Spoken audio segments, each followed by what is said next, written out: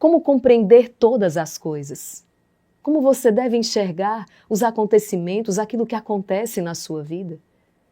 Por que muitas vezes, diante de um mesmo acontecimento, duas pessoas reagem de maneira tão diferentes? Por que uma se revolta, enquanto a outra se deixa transformar por aquele acontecimento para melhor? Exatamente, trata-se da maneira como nós compreendemos aquilo que acontece conosco, a maneira como nós absorvemos essas coisas. Jesus quer hoje te dar uma reta compreensão. Que você seja capaz de olhar para a sua vida, para os fatos da sua vida, para os acontecimentos no mundo e compreender, segundo Deus, aquilo que está acontecendo. Isso é libertador, isso é transformador. Do contrário, podemos nos entristecer, nos deprimir, nos desesperar. Seja muito bem-vindo à meditação diária da Palavra de Deus. Eu sou a irmã Maria Raquel do Instituto Hesed. É uma alegria estarmos aqui e tenho certeza que essa palavra de hoje te ajudará muito, porque é isso que Deus quer, que você tenha uma reta compreensão, que você possa compreender, segundo o coração de Deus, tudo aquilo que hoje está acontecendo. Evangelho segundo São João, capítulo 16, versículos do 12 ao 15. Antes de proclamar esta palavra, claro, verifica se você já está inscrito aqui no canal. Se não, clica nesse botão abaixo do vídeo, inscrever-se. Assim o YouTube vai registrar o seu nome aqui e sempre que nós entrarmos para rezar, o seu nome e as suas intenções estarão em nossas orações. Vamos ao Evangelho. Em nome do Pai, e do Filho, e do Espírito Santo. Amém. Vinde, Espírito Santo, vinde por meio da poderosa intercessão do Imaculado Coração de Maria, vossa amadíssima esposa. Naquele tempo disse Jesus aos seus discípulos: tenho ainda muitas coisas a dizer-vos, mas não sois capazes de as compreender agora. Quando, porém, vier o Espírito da verdade, ele vos conduzirá à plena verdade. Pois ele não falará por si mesmo, mas dirá tudo o que tiver ouvido, e até as coisas futuras vos anunciará. Ele me glorificará porque receberá do que é meu e vou-lo anunciará. Tudo que o Pai possui é meu, por isso eu disse que o que ele receberá e vos anunciará é meu. Palavra da salvação, glória a vós, Senhor. Compreendeu esta palavra?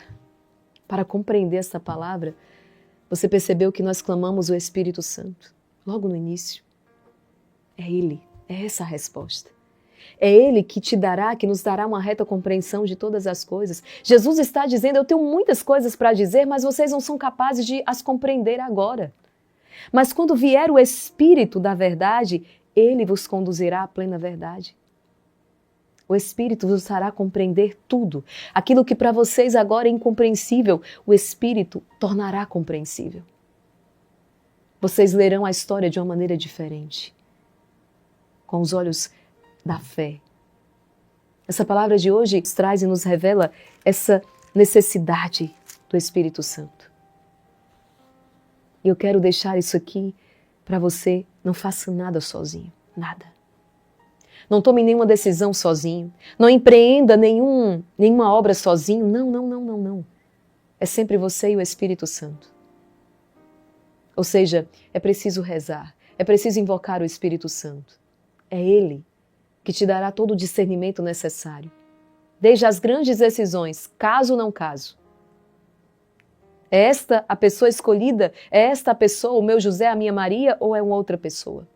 É o Espírito Santo que te dará o discernimento. Desde as decisões mais simples do dia a dia. Desde as decisões mais simples do dia.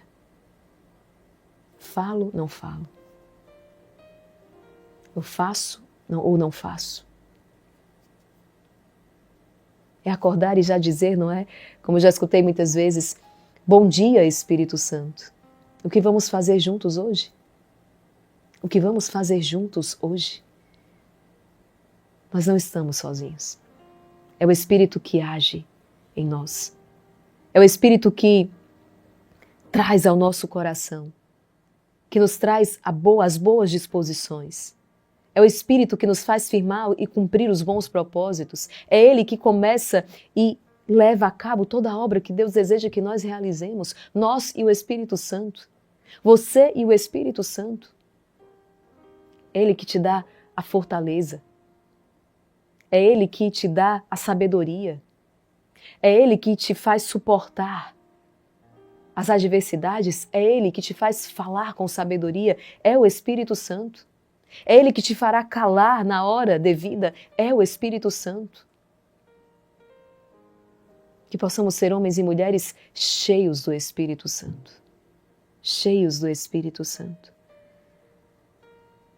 Do contrário, estaremos nos deixando orientar pelo espírito maligno. Não é o que nós queremos, não. Nós renunciamos à voz do tentador, nós renunciamos às sugestões do maligno e nos abrimos ao Espírito Santo. Não é? Aquela canção antiga que diz, deixa a luz do céu entrar, abre bem as portas do teu coração e deixa a luz do céu entrar.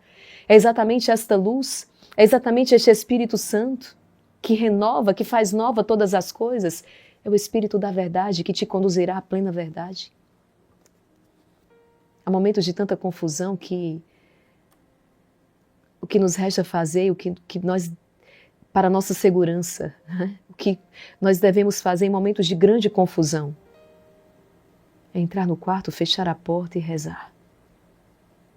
Falar com o Pai, dirigir-se ao Pai no Espírito. Pelo poder do Espírito. E aí você vai fazer essa experiência, como outro dia um pai de família partilhava. Chegou em casa tão estressado, com tantas preocupações, e antes de qualquer coisa fechou-se no escritório. E ali começou a rezar. E Deus foi colocando tudo no lugar. Foi lhe dando as respostas, foi lhe mostrando as saídas, a solução. E uma vez pacificado, ele então saiu para encontrar ali a sua família. É isso. Deixa Deus, Espírito Santo, colocar tudo no seu devido lugar, mostrar para você a saída, mostrar para você a solução. O mundo vai trazer confusão, o Espírito traz solução. O mundo traz confusão, o Espírito Santo traz solução. E para cada problema que hoje se faz sentir na sua vida, o Espírito Santo tem a solução adequada. O Espírito Santo tem a resposta. Peça ao Espírito Santo, invoque o Espírito Santo. Espírito Santo, que faremos juntos hoje? Espírito Santo, me diz o que eu devo fazer. Coloque em minha boca palavras adequadas. Me mostra a hora de falar, a hora de calar. Dai-me o discernimento. Me diz por onde eu devo ir. É vida no Espírito. Vamos invocar aquela, saudar aquela que é a esposa do Espírito, a Santíssima Virgem Maria. E olha, compartilha essa palavra. Quantas pessoas hoje estão numa mais completa, absoluta confusão. E essa palavra será a resposta, será a orientação que elas precisam para, no meio desta confusão, encontrarem a solução. A solução está sempre em Deus. Por isso você vai compartilhar esta palavra com 5, 10, 15, 20 pessoas, nos grupos do WhatsApp, na lista de transmissão, nos seus status, nos seus stories. O mundo traz confusão. A palavra de Deus é a solução. No meio do mundo confuso, a palavra de Deus é um norte seguro, é a bússola, é a orientação precisa. Pelo poder que vos concedeu Deus Pai, Ave Maria, cheia de graça, o Senhor é convosco. Bendita sois vós entre as mulheres, e bendito é o fruto do vosso ventre, Jesus. Santa Maria, Mãe de Deus, rogai por nós, pecadores, agora e na hora de nossa morte. Amém. Pela sabedoria que vos concedeu Deus Filho, Ave Maria, cheia de graça, o Senhor é convosco. Bendita sois vós entre as mulheres, e bendito é o fruto do vosso ventre, Jesus. Santa Maria, Mãe de Deus, rogai por nós, pecadores, agora e na hora de nossa morte. Amém. Pelo amor que vos concedeu Deus Espírito Santo, Ave Maria, cheia de graça, o Senhor é convosco. Bendita sois vós entre as mulheres, e bendito é o fruto do vosso ventre, Jesus. Santa Maria, Mãe de Deus, rogai por nós, pecadores, agora e na hora de nossa morte. Amém. Rogai por nós, Santa Mãe de Deus, para que sejamos dignos das promessas de Cristo. Em nome do Pai, do Filho e do Espírito Santo. Amém. Filho, filha, Deus abençoe você, a sua família, o seu dia e até amanhã, na meditação diária da Palavra de Deus. Meus queridos, sejam muito bem-vindos à nossa escola de formação, é o Instituto Hesed Catequizando Você. E eu quero lembrar você que este momento é muito importante no seu caminho quaresmal. Esse momento é muito importante para o seu crescimento espiritual, para o seu fortalecimento na fé, para o seu amadurecimento. Então, permaneça fiel, assistindo às pregações, recebendo essas formações. Se você não assistiu até aqui, mas firma o propósito de hoje, não é? Ainda hoje, firmar esse propósito e não perder as demais pregações. Os testemunhos recebidos são inúmeros e o quanto as pessoas realmente têm, a partir dessas formações, onde estamos usando o livro, né, do Monsenhor Totti, a Igreja Católica tem redescoberto a sua fé ou, pela primeira vez, lançado um olhar que nunca tinham tido, né? Receberam, vivem essa fé, mas não conhecem profundamente. Então, tem sido um caminho maravilhoso. Nós precisamos ter convicção, nós precisamos conhecer a igreja, como eu tenho falado, para mais amá-la, para melhor viver a nossa fé. Nós vamos hoje falar sobre um assunto, a intolerância da igreja.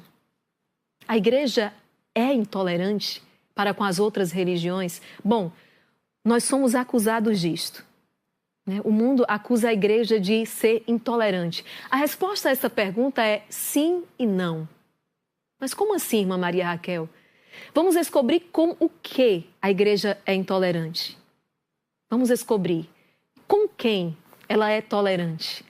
Então, esteja muito atento para que você possa compreender aquilo que nós vamos mastigar, que nós vamos esmiuçar nessa formação. Eu quero começar trazendo para você um dado que eu encontrei no site de notícias do Vaticano, né? Inclusive recente, já desse ano de 2025. Veja isso aqui.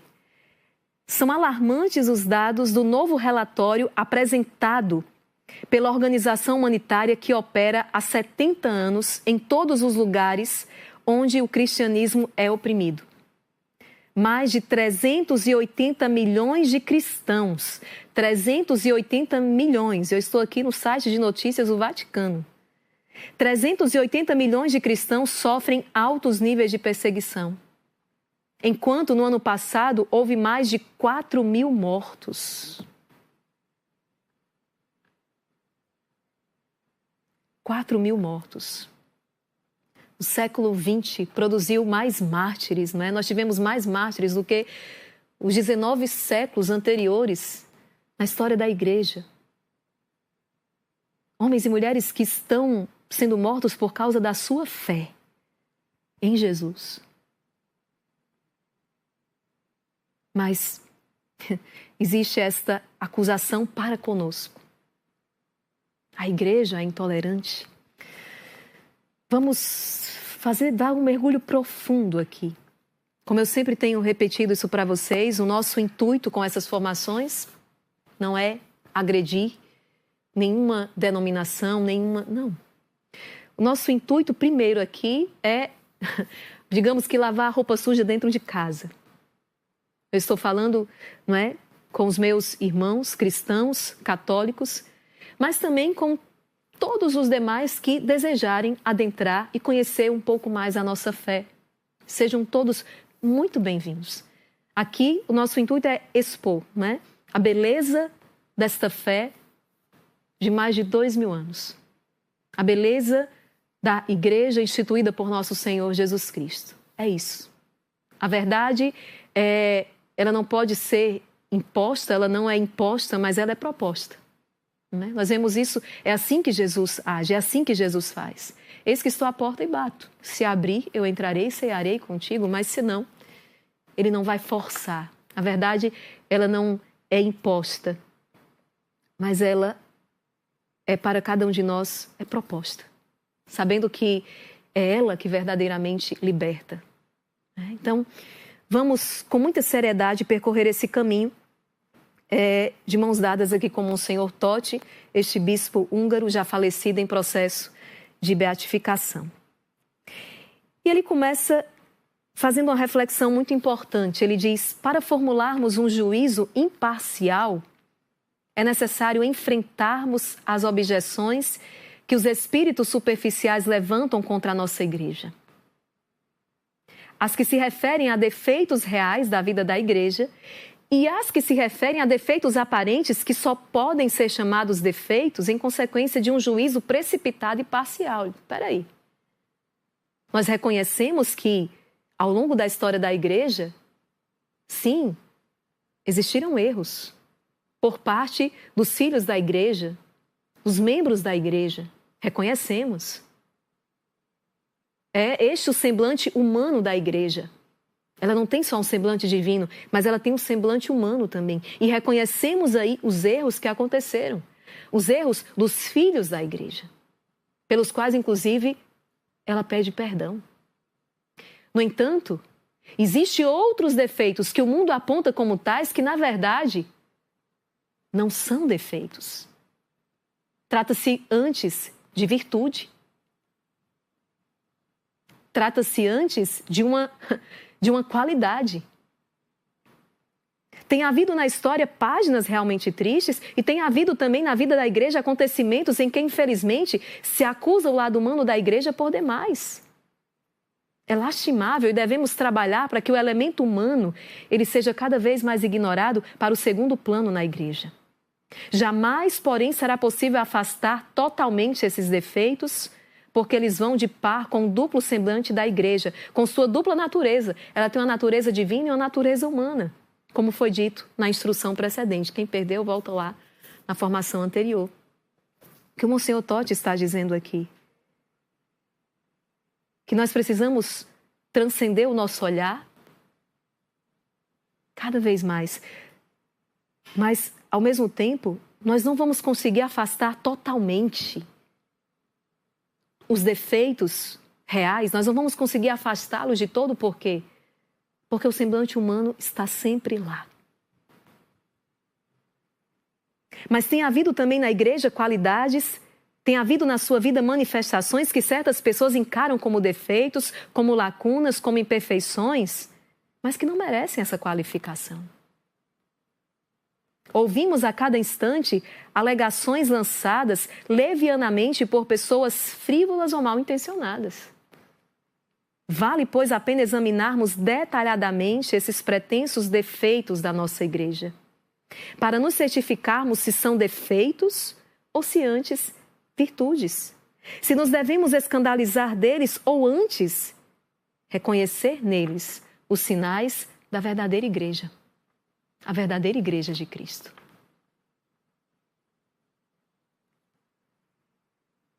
E um ponto, então, a ser analisado é exatamente a intolerância da igreja. A igreja é intolerante para com as demais religiões?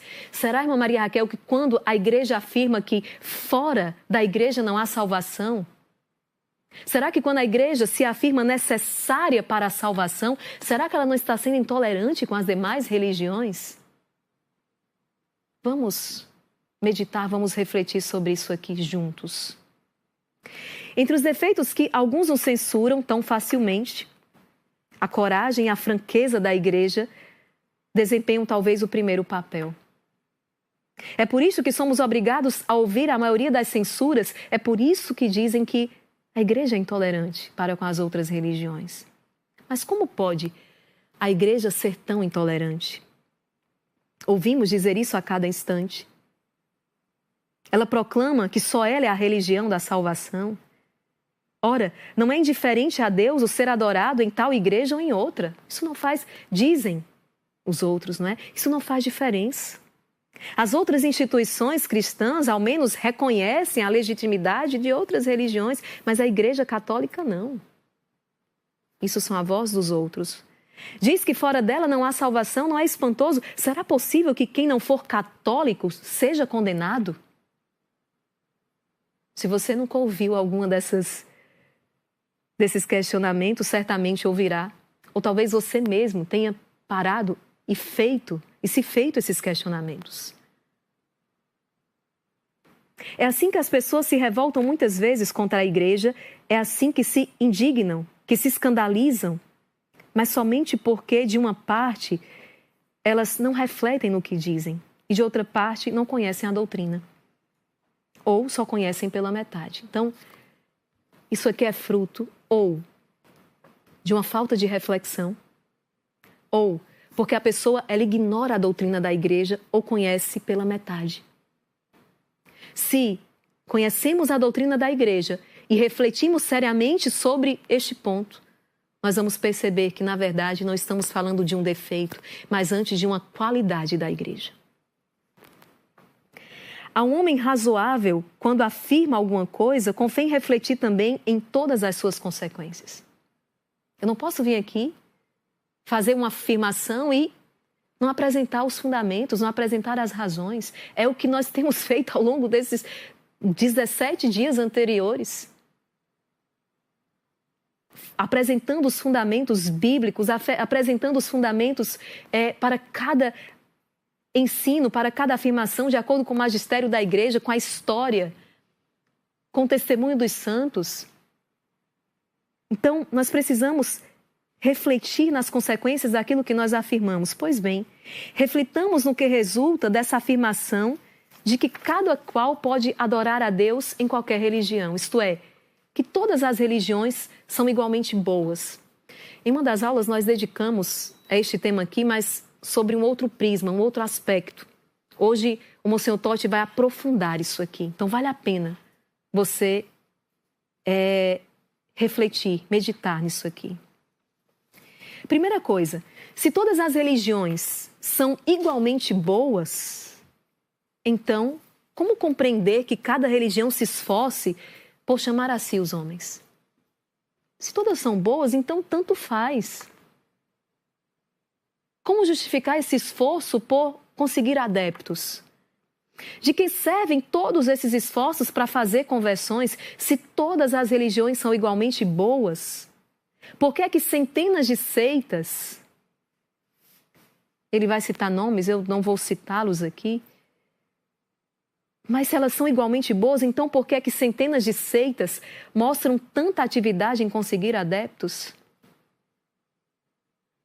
Por que que nosso Senhor olhou para os seus discípulos e disse, para os seus apóstolos e diz, ide anunciai, ide evangelizai? Por que que ele deixou uma igreja missionária? Se afinal de contas, qualquer religião serve. Eu estou aqui lançando questionamentos. A experiência cotidiana contradiz, gente, essa afirmação de que todas as religiões são igualmente boas. E também a contradiz a sã razão. Admitamos que se os representantes das diversas religiões estivessem em uma mesma sala, ao lado um dos outros, que confusão haveria? Brahma, Maomé, Júpiter, Lutero, Calvino, os ídolos, Buda, os deuses do Olimpo, são todos igualmente dignos do nosso culto? Bom, um ensina uma coisa totalmente oposta à doutrina do outro. Um adora aquilo que o outro rejeita. O Monsenhor Totti está dizendo, fazer tal afirmação contradiz a sã razão. Um defende o que o outro condena. Não tem como explicar que então elas são igualmente boas. Se as doutrinas, elas são conflitantes. Todas as religiões são boas, esta máxima já penetrou no povo. Mas pense um pouco, isso tem tornado os homens mais religiosos? Não. Tem nos tornado irreligiosos, é essa a consequência. É a consequência lógica, porque se todas são boas, então cada uma em particular não é boa. Todas as religiões são boas, isso parte de pessoas que não têm religião. Essa afirmação vem de pessoas que não têm religião. não tem a fé. Então, a consequência disso é você ter uma sociedade, um povo cada vez menos religioso. Isso não torna as pessoas mais religiosas, pelo contrário, faz com que as pessoas acabem caindo na indiferença. E daqui a pouco, no ateísmo.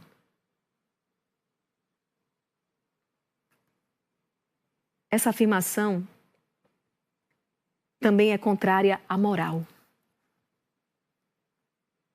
A religião penetra profundamente a vida do homem. É ela que cria a civilização e a cultura moral.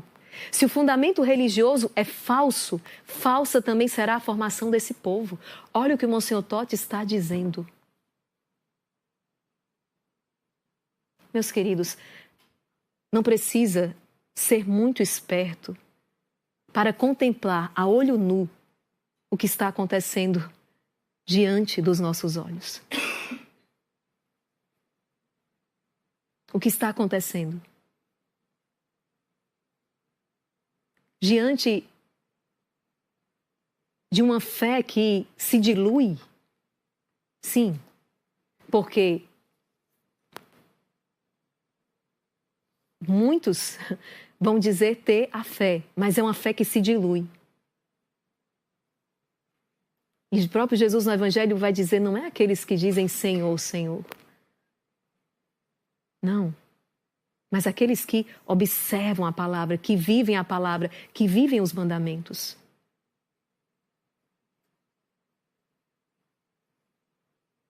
Então nós vemos uma fé que se dilui. Nós olhamos para uma sociedade que vai excluindo Deus. Vai excluindo Deus de todos os setores da sociedade. Desde a tentativa de tirar qualquer símbolo sagrado das repartições públicas, indo para o ensino. Não se pode mais falar de Deus, seja em respeito, né? Em nome da tolerância. Na verdade, não se pode mais falar de Deus. Ou se apresenta uma caricatura e Deus vai sendo cada vez mais excluído, mais rechaçado. E qual a consequência? Está aí. A consequência está aí. Olhe, nós estamos sendo empurrados ladeira abaixo porque estamos tirando Deus do centro. Porque estamos tirando Deus do centro. Eu olhava algumas notícias. E vamos sair do Brasil, né? Porque a situação aqui está complicada. Vamos falar da Europa. Pronto. Vamos lá para outro continente. E, por exemplo, uma cidadã, né? Ativista, não vou dizer mais do que isso, entra numa igreja onde os fiéis estão reunidos, nua, com um manto azul, para na frente da imagem de Nosso Senhor, urina no chão, simula que seria né, interrompeu a gestação, a gravidez, porque nem a palavra a gente pode mais usar aqui, simulando como se fosse a interrupção da gravidez de Jesus. Ou seja, o padre, então, chama a autoridade para poder sanar aquela situação ali terrível. Mas, resumindo o resumo do resumo, o final da história, o Estado foi obrigado a pagar a indenização à cidadã, à moça. Por quê? De acordo com a decisão, o que ela estava fazendo não era mais do que fazendo uso da liberdade de expressão que ela tem, o direito que ela tem.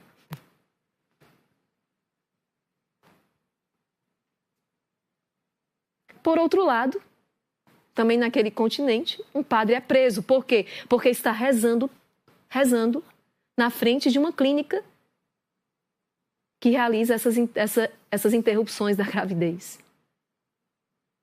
E ele está rezando com um cartaz que diz assim, liberdade de expressão. Quando perguntam pelo que ele está rezando, ele diz, eu estou rezando por liberdade de expressão. E é preso. Uma outra senhora que está em silêncio, parada, diz, não, eu estou em silêncio, estou rezando na minha cabeça. É igualmente detida e levada presa para a delegacia.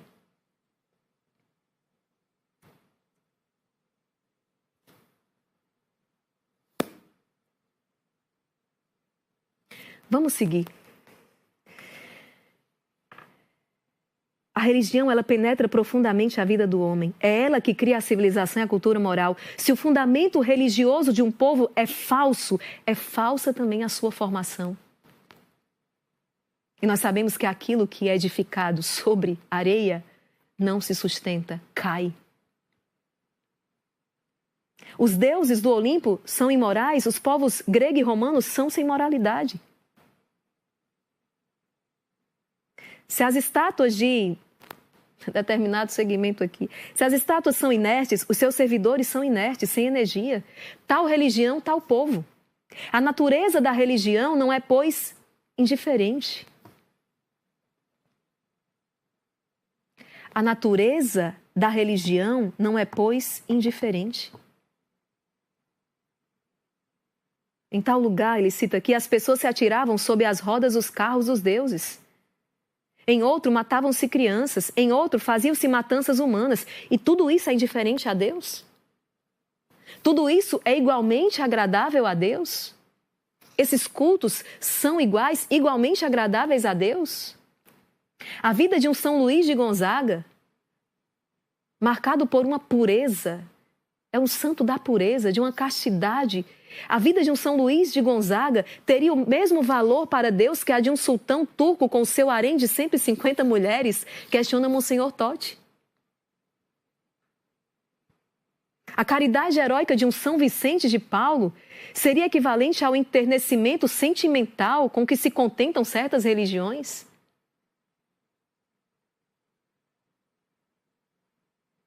O pagão idólatra reza desse modo: touro, tu é que és Deus. Cegonha, gato, tu é que és Deus. Adoro-te. E Deus que dirá disso? Aprova? Acha isso bem, já que todas as religiões são igualmente boas? Os antigos romanos oravam também: Vênus, és uma deusa, a deusa da impureza, eu também serei impuro. Mercúrio, és um espertalhão, então eu serei também. Mas o cristão, ele faz outra oração. Senhor, sois a pureza, ajudai-me a ser puro. Senhor, sois a justiça, ajudai-me a ser justo. Senhor, sois a mansidão, ajudai-me a ser manso. Meus queridos, acaso isso é indiferente a Deus? Mas se todas as religiões são igualmente boas, então isso deve ser indiferente. Como estás vendo, basta refletirmos nas consequências dessa afirmação feita de maneira leviana, de que pouco importa a igreja em que adoramos a Deus. É uma afirmação irrefletida, leviana, inconsequente.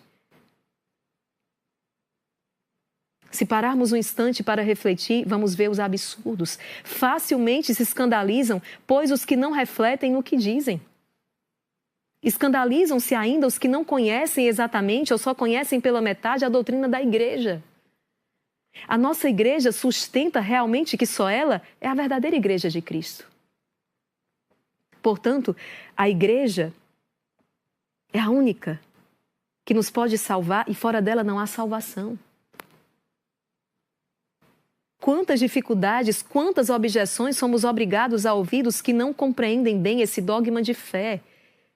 E dizem eles, como se pode ser tão intolerante, como se pode ser arrogante? Na verdade, é preciso ter muita coragem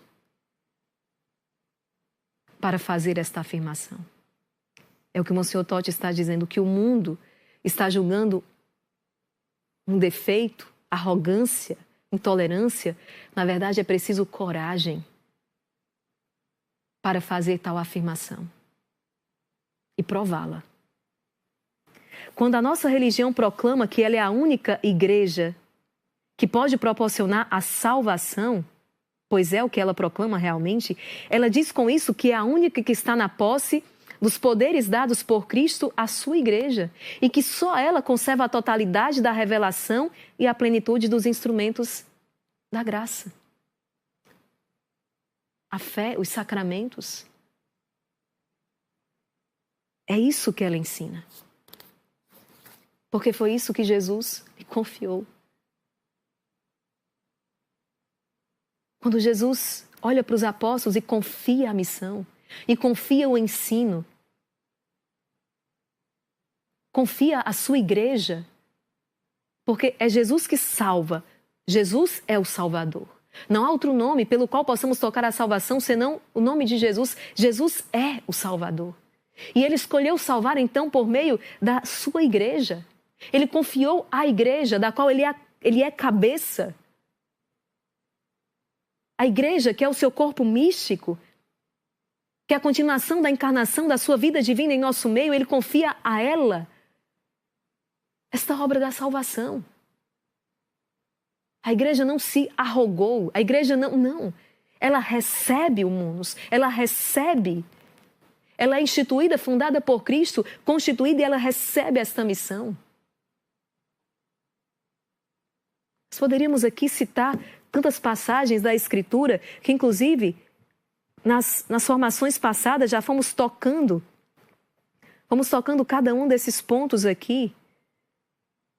Poderíamos trazer aqui João 3, não é? Quem não nascer da água e do Espírito não pode entrar no reino de Deus. Eu sou o caminho, a verdade e a vida, ninguém vem ao Pai senão por mim. Quem crê e for batizado será salvo, quem não crê será condenado. Se não escutar a igreja, seja ele para ti como um pagão, um publicano. Se alguém vos anunciar um evangelho diferente daquele que vos pregamos, seja anátema, vai dizer São Paulo na sua carta aos Gálatas. Então, é aquilo que recebemos, aquilo que nos foi confiado. O que é que o apóstolo São João vai dizer? O que testemunhamos é aquilo que os nossos olhos viram, aquilo que nossas mãos apalparam. É isso que nós testemunhamos. Então, nós não podemos adulterar aquilo que não é nosso. Como é que eu posso negociar uma fé que me foi transmitida, que eu recebi? Como é que eu posso negociar algo que não é meu? A gente só pode negociar. Hoje tem muita gente corrupta por aí, né? Negociando o que não é seu. Mas a igreja não pode fazer isso, negociar aquilo que ela recebeu do Senhor. Ela não pode negociar a fé. Mas ela precisa, como João Batista, que é degolado, cuja cabeça vai parar numa bandeja. Por quê? Porque olha para Herodes e tem a coragem de dizer: não te é permitido ficar com a mulher do teu irmão. Tu és um adúltero. Não te é permitido ficar com a mulher do teu irmão. E isso custa-lhe a vida. Então, o que o mundo está chamando de intolerância, na verdade, é coragem. Porque o que está em jogo é a salvação das almas. Aqueles que não acolhem esta verdade, aqueles que não... O Sr. Totti vai dizer mais à frente, isso aqui resume muito bem, ele vai dizer: a igreja está em paz com os hereges. Ela está em guerra com a heresia. Agora o mundo está em paz com o erro e faz guerra à igreja. A igreja combate o erro, a heresia, mas ela está em paz com os hereges. Ela combate o pecado, está em paz com os pecadores. Há um chamado, há um anúncio, mas o Senhor deu a liberdade a todos, de responder ou não, de acolher ou não. Só que o justo, ele não precisa nem abrir a boca. O salmista vai dizer, o justo ele não precisa nem abrir a boca. A sua própria vida, a sua vida é uma censura para quem está na escuridão. A luz que ele porta incomoda aqueles que têm os olhos adoecidos. Por isso, tiremos a vida dos cristãos. Eu comecei exatamente com essa notícia aqui do site do Vaticano: 380 milhões de cristãos perseguidos no mundo. Mais de 4 mil mortos. Mais de 4 mil mortos no ano passado. Nesse momento em que eu estou aqui, pregando, em que nós estamos juntos aqui, cristãos estão derramando o seu sangue. Não é uma linguagem simbólica, não. É verdadeiramente mártires. Interessante. Eu não tenho os dados aqui, mas foi publicado uma postagem desse final de semana. Os países onde os cristãos são perseguidos, era um número exorbitante. Mais de 90% dos católicos daquele país vão à missa. Enquanto no Brasil, um país que se diz o país mais católico do mundo, é uma vergonha o número de católicos que vão à missa. Podemos dizer, claro, já se faz sentir uma certa perseguição, mas está muito aquém da perseguição que outros países estão sofrendo. Ainda se tem a liberdade de, por exemplo, ir à missa. Uma porcentagem baixíssima, e daqueles que vão à missa, quantos que vivem a palavra? Outro dia, um sacerdote, que na homilia, dentro da igreja, no púlpito, pregando a palavra de Deus, na missa, se referiu, por exemplo, às práticas homossexuais. E à luz da palavra de Deus, à luz do catecismo da igreja, disse: é um pecado? Alguém se sentiu ofendido. Fez uma denúncia crime, foi à delegacia para denunciar o padre. Você imagine se essa moda pega. Então o padre, cada vez que ele falar que o adultério é pecado, que a avareza é um pecado, que a preguiça é um pecado, se os adúlteros, os avaros, os preguiçosos fossem na delegacia porque se sentiram ofendidos. Meus queridos,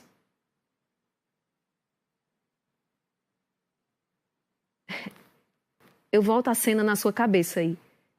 Dentro da igreja, uma santa missa, o padre pregando a palavra, ensinando aquilo que é a doutrina da igreja.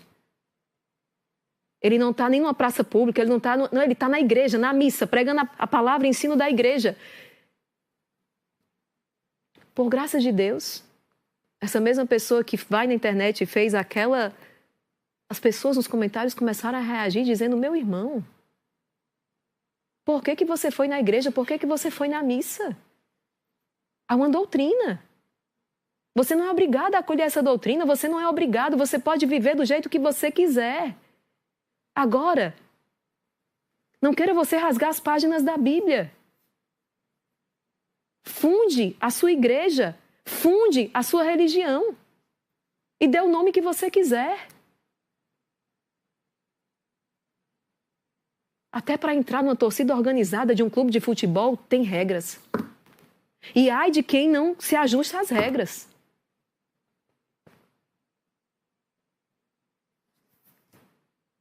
Mas aquele que quer se rotular de cristão católico, ignorando a doutrina, não é possível.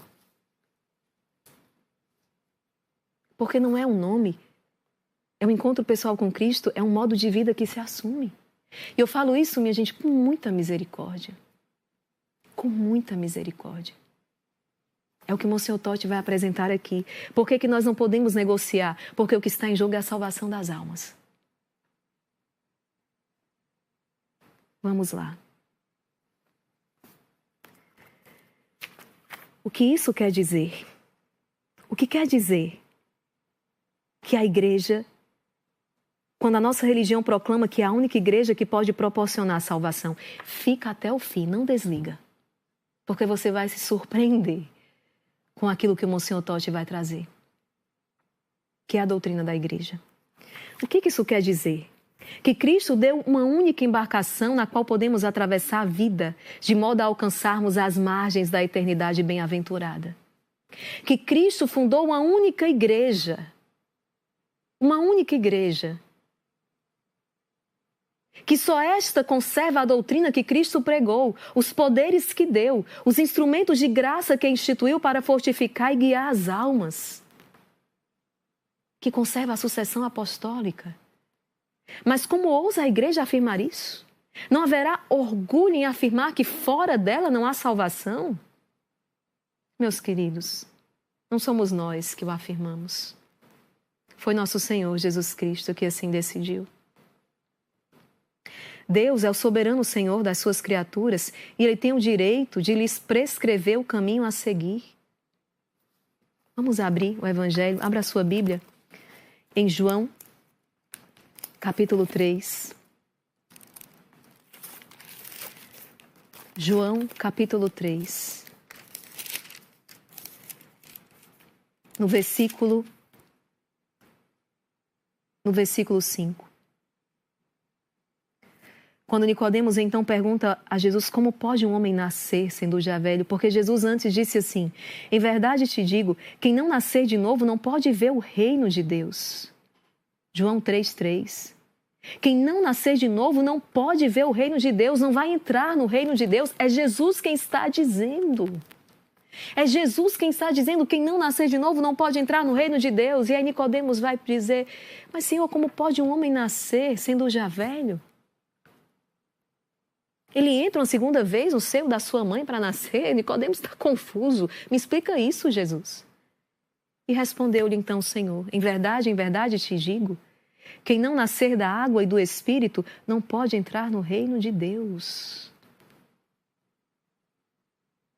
Quem não nascer da água e do Espírito não pode entrar no reino de Deus. E esse segundo nascimento se dá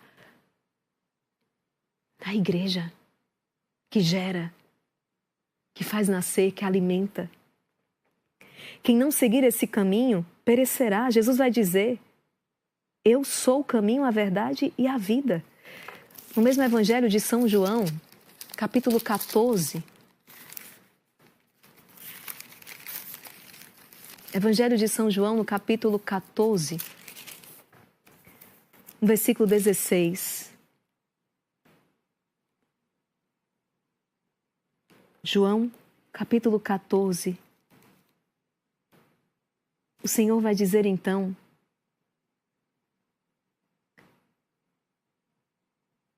se me amais, observarei os meus mandamentos e rogarei ao Pai, e Ele vos dará outro paráclito, para que convosco permaneça para sempre. É o Espírito da verdade que o mundo não pode acolher porque não o vê nem o conhece, vós o conheceis. Porque permanece convosco e em vós será, não vos deixarei órfãos, eu virei a vós. O Espírito da verdade que o mundo não pode acolher porque não o vê nem o conhece. Há uma verdade. Não existe várias, mas existe uma verdade. Esse Espírito, então, revelará toda a verdade. Não existe vários caminhos possíveis, mas existe um caminho, existe uma verdade. Quem crê e for batizado será salvo, vai dizer Jesus também. Quem não crê será condenado. São palavras de Jesus. Ah, mas a igreja é muito dura. Meus queridos, quando compreendemos que são palavras de Jesus, palavras do próprio Senhor que vai afirmar isso aqui. Marcos 16, versículo 16. Jesus, no versículo 15, diz aos seus discípulos: ide por todo o mundo e proclamai o evangelho a toda criatura.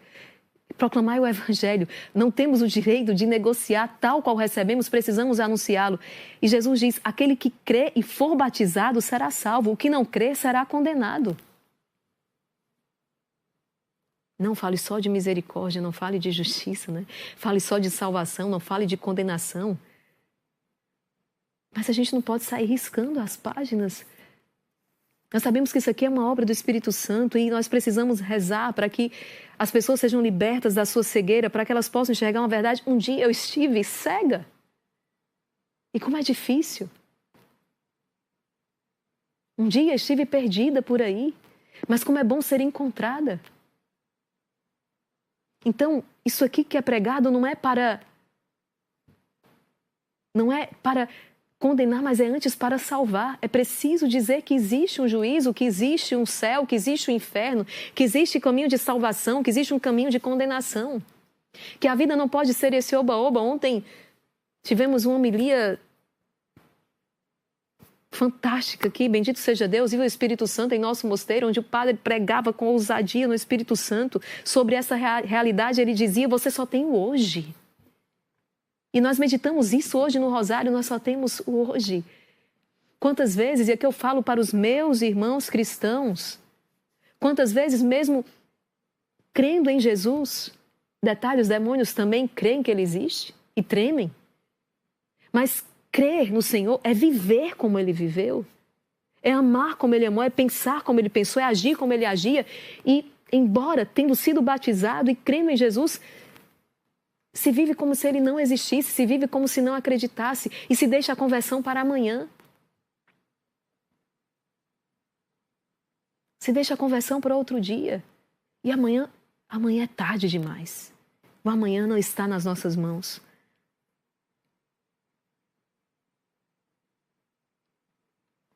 Essas palavras, elas são decisivas. É impossível dar-lhe outro sentido. Censuram a igreja, o ser intolerante, porque não reconhece as outras igrejas como verdadeiras religiões de Cristo, mas não é a igreja que é intolerante. Sabe quem é intolerante? É a verdade. A verdade não tolera o erro. A verdade não tolera o erro. A verdade, ela é intolerante. Porque ela não suporta a seu lado o erro. O raio de sol é intolerante porque ele não suporta a seu lado o gelo. A matemática é intolerante porque não suporta que 2 mais 2 seja 5. Entende que o problema aqui é com a verdade. Agora, vá dizer para o engenheiro que ele é intolerante porque ele não suporta um cálculo de um edifício errado, porque ele sabe que aquele cálculo errado pode fazer desmoronar todo o edifício. Vá dizer para ele que ele é intolerante. Ou você, minha querida e amada dona de casa, que sabe que para ter um determinado resultado na comida saborosa do dia, precisa seguir um caminho preciso. E vá dizer então para essa dona de casa que ela está sendo intolerante com a receita dela. A verdade, ela é intolerante com o erro. A verdade, ela não suporta, ela não admite o erro. A verdade, ela não é imposta, mas ela é intolerante com o erro.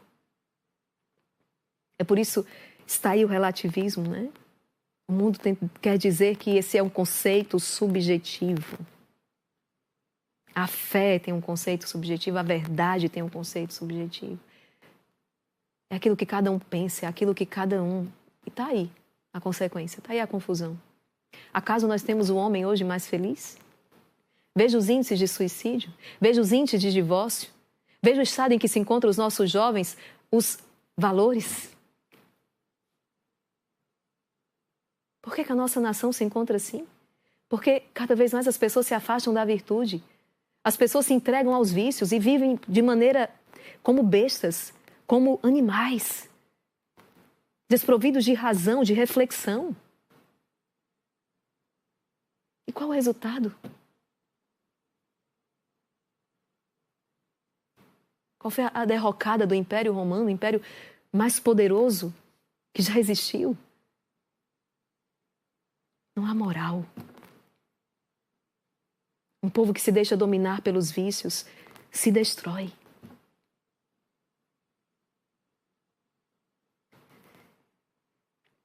Enfim, a igreja ela é intolerante porque Cristo só fundou uma única igreja, uma única religião.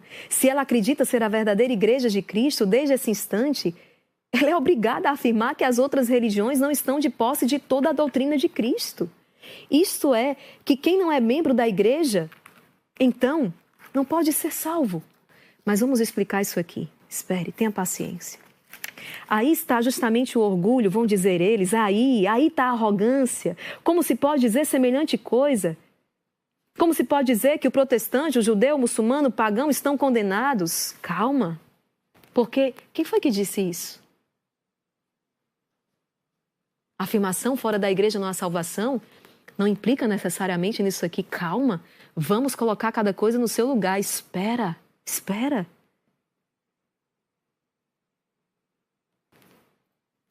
Vamos lá.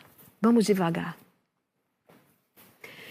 O Senhor Totti vai dizer assim: meu povo, quem foi que disse isso?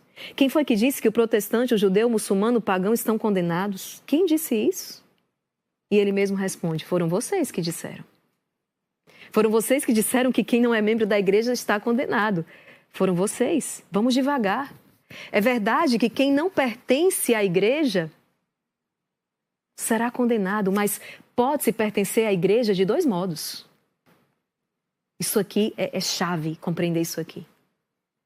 O Senhor Totti está explicando à luz do magistério da doutrina. Pode-se pertencer à igreja de 2 modos. Pertence-lhe quando se foi batizado catolicamente, desse modo admitido entre os membros da igreja. Há no mundo cerca, esse dado aqui certamente desatualizado, porque esse livro foi escrito há muito tempo, há no mundo cerca de 360 milhões de católicos desse gênero, ou não, vai que diminuiu, né? Enfim.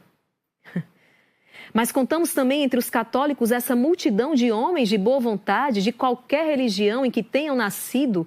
Olha que Monsenhor Totti aqui, ó. Viu? Ele faz um tempo. Ele tem uns que dizem, não, é porque a igreja se moderniza. Não, o Monsenhor Totti, ó. E ele está dizendo, contamos entre os católicos essa multidão de homens de boa vontade, ainda que de outras religiões em que tenham nascido, os quais, sem que haja nisso culpa de sua parte, não há culpa. A pessoa nasceu numa família de tal denominação, foi criada ali, aprendeu todos aqueles ensinamentos, não há culpa. Que culpa ela tem? E não conhecem a igreja, não conhecem a igreja católica. Estão persuadidos da verdade da sua religião e lhe observam os preceitos. Esses são membros da igreja em alma e em desejo e, em consequência, participam também da verdade e das graças de Cristo. Olha isso aqui. É verdade que fora da igreja não há salvação, mas é verdade que se faz parte, pode-se fazer parte da igreja de duas maneiras. O católico batizado, mas o outro, que ele vai dizer um batismo de desejo. Ele não teve a oportunidade. Ele deu-lhe um exemplo aqui, não é por culpa própria. Nasceu em outra religião, foi formado, foi criado, foi educado, não conheceu a igreja católica, mas o seu coração tem um desejo sincero. Tem uma busca de Deus sincera. Tem uma busca pela verdade sincera. Ele diz, esse pertence à igreja de Cristo. É esse o ensinamento da igreja. Você vai encontrar por aí católicos que vão dizer isso é outra igreja. Esse é o ensino da igreja. Essa é a fé de sempre. É esse o ensino da igreja.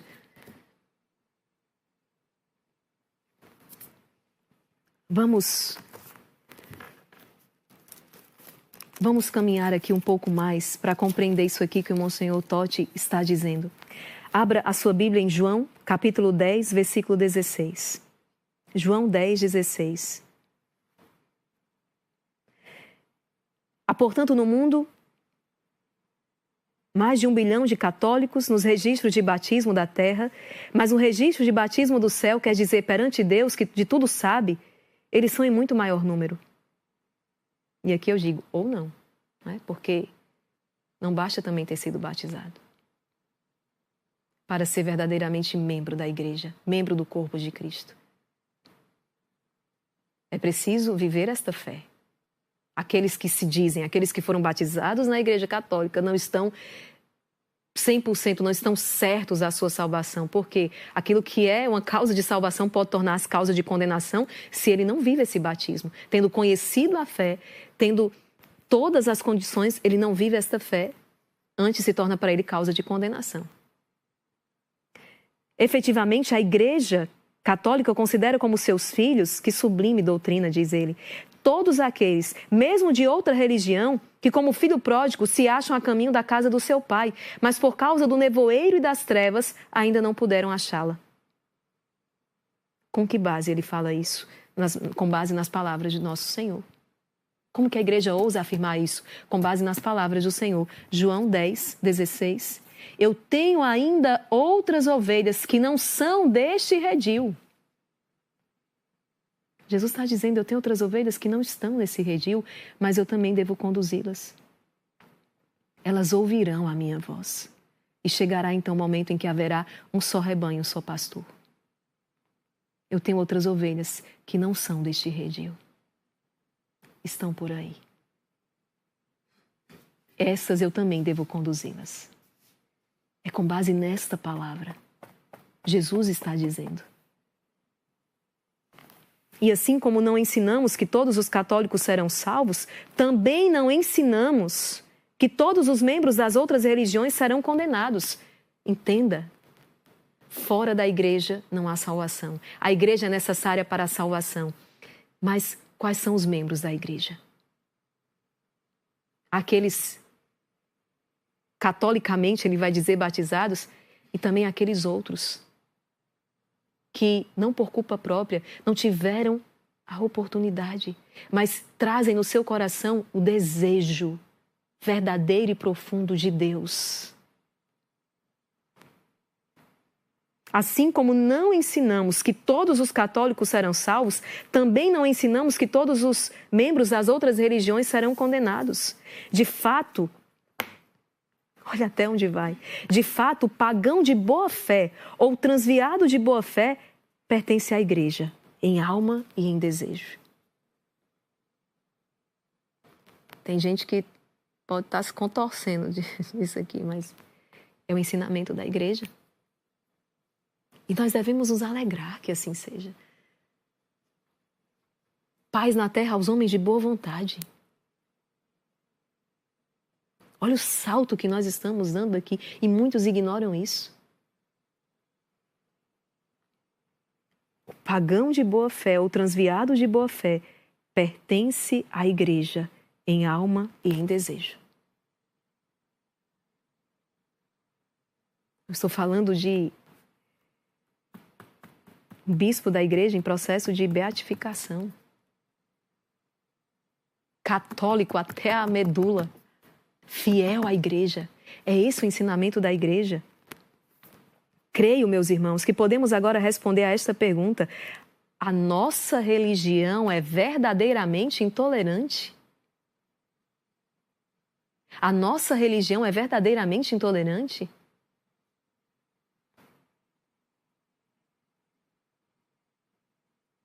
Somos nós que estamos matando em nome da fé ou somos nós que estamos dando a vida em nome dela?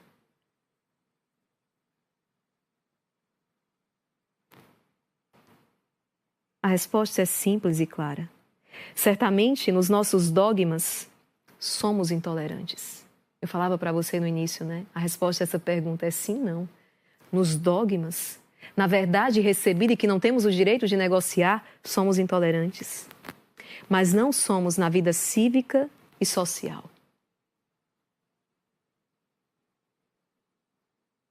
Certo dia o testemunho de uma criança me surpreendeu. Cristã, católica e por isso perseguida em sala de aula. Porque o comportamento por si só já é uma censura. Eu falava isso para você. A criança não precisa falar nada em sala. Quando ela é educada, formada na fé, calada, ela é uma censura. E suscita perseguição. Tadinho, os próprios colegas, que crianças também, de certo modo, que culpa tem?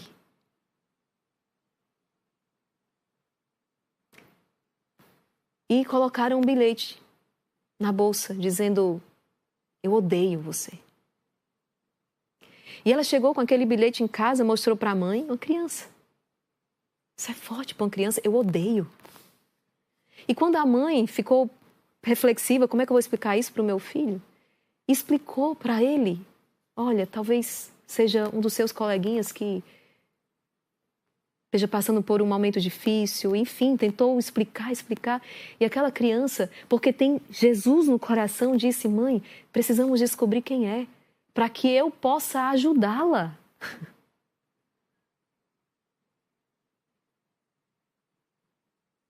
Pai, perdoa-lhes porque eles não sabem o que fazem. Amai os vossos inimigos, rezai pelos que vos perseguem. Somos intolerantes no dogma, mas não somos na vida cívica e social. No Rio Grande do Sul, na tragédia, quando estivemos lá, nós testemunhamos isso. As pessoas lá disseram, testemunhavam isso e diziam, irmã, a igreja aqui, a igreja católica abriu as suas portas, os seus salões paroquiais, transformou tudo isso aqui em acolhimento, em distribuição de comida, para poder ajudar o povo, independente da sua crença. De espírita, budista, protestante, satanista, quem fosse, entre para ser acolhido, para levar comida. A igreja fez isso. Agora, enquanto outras denominações, para poder pegar alguma coisa de alimento, pessoas passando fome, só quem pertencia àquela igreja, àquela denominação. Se não congregasse naquele lugar, não recebia.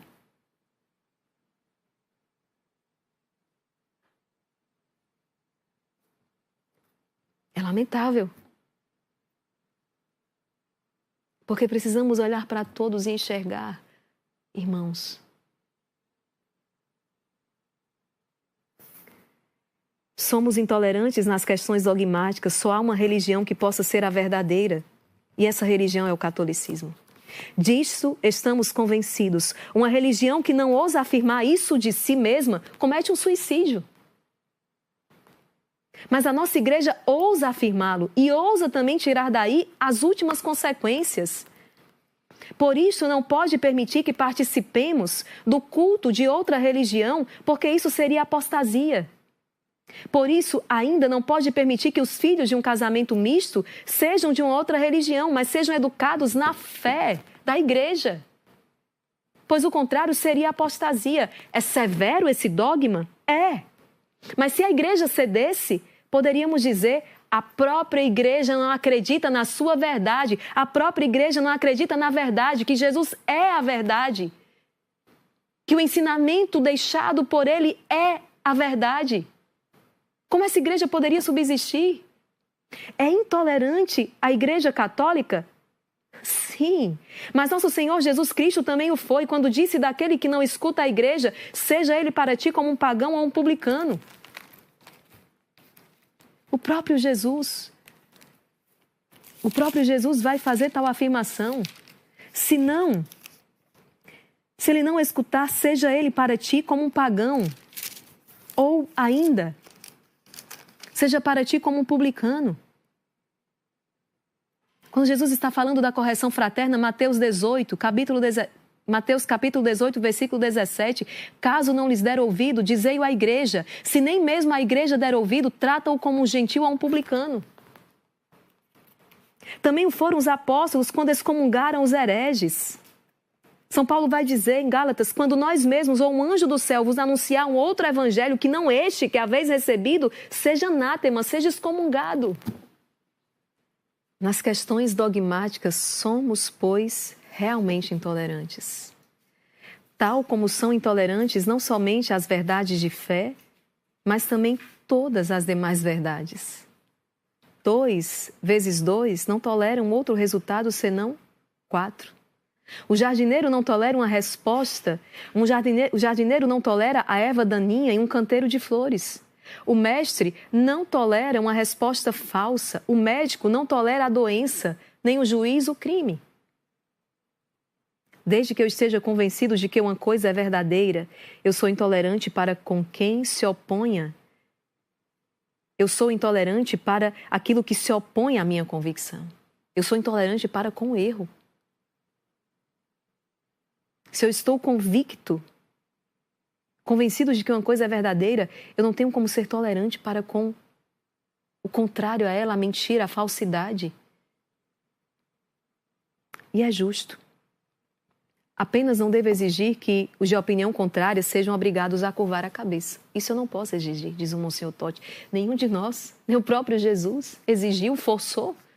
Nós não podemos exigir que os de opinião contrária sejam obrigados a curvar a cabeça diante daquilo que nós estamos afirmando, dizendo não.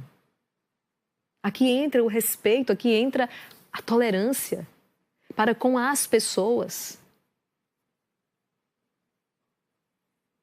É por isso que, se proclamamos a intolerância nas questões dogmáticas, não a proclamamos igualmente na vida cívica. Sem dúvida, estamos em guerra com o erro, mas queremos estar em paz com os hereges, diz o Monsenhor Totti. Desprezamos então as outras religiões? De modo algum. Não desprezamos. Portanto, lastimemos que os seus adeptos não estejam entre nós e, embora rezemos ardentemente para que se realize o ardente desejo do coração de nosso Senhor, qual? Que sejam todos, que seja um só rebanho, que haja um só pastor, mas nós sabemos respeitar as convicções dos outros. Sabemos. Mas nada podemos ceder dos princípios da nossa fé. E não podemos dizer que todas as religiões são igualmente boas, porque isso equivaleria a dizer que todas as religiões nada valem. Que isso é indiferente. Que não tem importância. Dizer que todas as religiões são igualmente boas é dizer que elas não têm importância. Que elas são indiferentes. Que elas não valem nada. Por isso, cuidado. Aqui há um plano diabólico. penso, meus irmãos, que depois dessas explicações, nada mais tem a dizer sobre as objeções que nos dirigem constantemente. Repito, quem não for membro da igreja não será salvo. Concordo que à primeira vista é uma frase realmente severa. Mas, quando se sabe que a Igreja Católica coloca entre os seus membros todo homem de boa vontade, que acredita inabalavelmente que a sua religião é santa, é boa, que utiliza todos os meios dessa religião para servir a Deus, então realmente não há nada de terrível nesse dogma.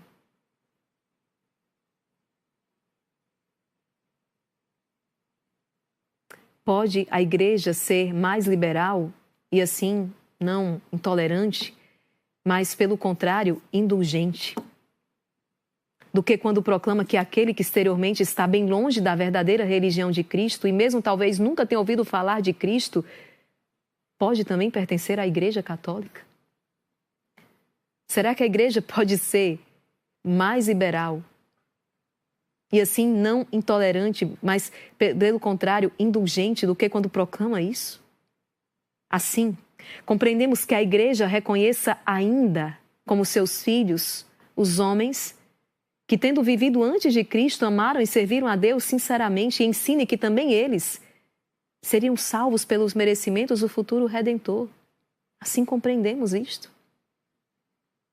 Então aqui, Monsenhor Totti alarga o nosso campo de visão.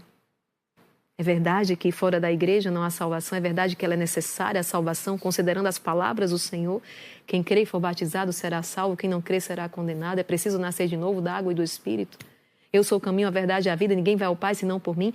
Mas também o nosso campo aqui de visão se alarga porque há ovelhas que não são deste redil e a elas eu também preciso conduzir, diz o Senhor em João 10,16. Homens e mulheres de boa vontade, que estão aí as apalpadelas, que se não são membros do corpo de Cristo, por meio do batismo católico, mas são membros da verdadeira Igreja de Cristo, em alma e por desejo. Que sublime doutrina, como diz o Monsenhor Totti. É isso que precisa estar muito fixo, precisa estar bem gravado, bem impresso em nossos corações. Meus queridos, tem ainda bastante coisa que eu gostaria de partilhar com vocês, mas vamos deixar para amanhã. Amanhã, Dom Devaí vai estar aqui conosco e nós vamos continuar tratando desse assunto, mas lançando um olhar sobre os fiéis, aqueles que então se identificam, né, como cristãos católicos que, quando eles próprios olham, será que a igreja não é muito intransigente? Será que a igreja não poderia ceder nesse e naquele ponto? Nós vamos falar mais acerca, então, da doutrina, do ensino, da verdade. E eu tenho certeza que será uma grande riqueza poder fazer isso com o bispo da nossa igreja, juntamente com o Dom Devaí. Então, se programa direitinho para amanhã estar aqui e dar continuidade a essa série de formações sobre a Igreja Católica, sobre a fé da Igreja, tá bom? Compartilhe essa formação, compartilhe essa pregação com mais pessoas, para que possamos então dar a conhecer cada vez mais a verdadeira face da Igreja. Deus abençoe você e até o nosso próximo encontro, se Deus quiser.